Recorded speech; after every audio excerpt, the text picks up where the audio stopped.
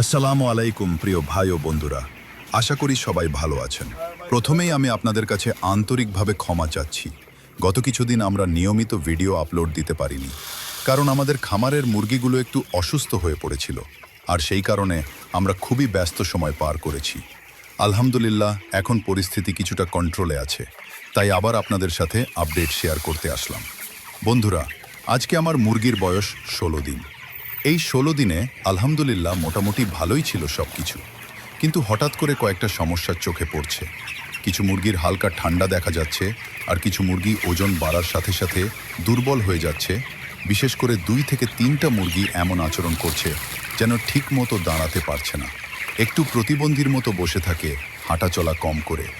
যেসব মুরগির ঠান্ডা আছে তাদের মধ্যে হাঁচি, নাক দিয়ে হালকা পানি পড়া এই ধরনের লক্ষণ দেখা যাচ্ছে।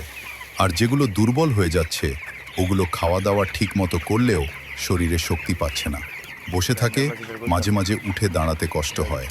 এই বিষয়টা আমাকে সবচেয়ে বেশি চিন্তায় ফেলেছে। আমি নিজের অভিজ্ঞতা থেকে কিছু কারণ ভাবছি।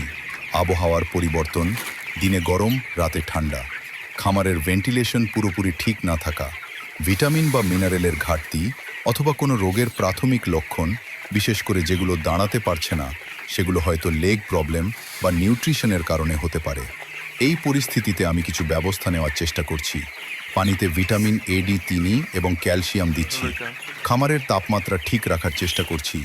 ভেজা বা নোংরা লিটার পরিষ্কার করছি। দুর্বল মুরগিগুলো আলাদা করে নজরে রাখছি। তারপরও পুরোপুরি নিশ্চিন্ত হতে পারছি না।